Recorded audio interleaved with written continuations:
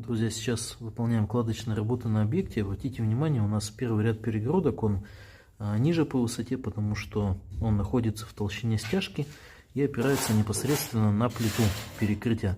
Для того, чтобы именно нагрузка вся переходила у нас на несущие элементы, а не на саму стяжку, которая у нас выполняется полусухим способом, и она имеет такую рыхлую структуру внизу и твердую корку наверху, за счет чего можно ее немножко продавить потом, когда полностью уже вся перегородка будет выложена.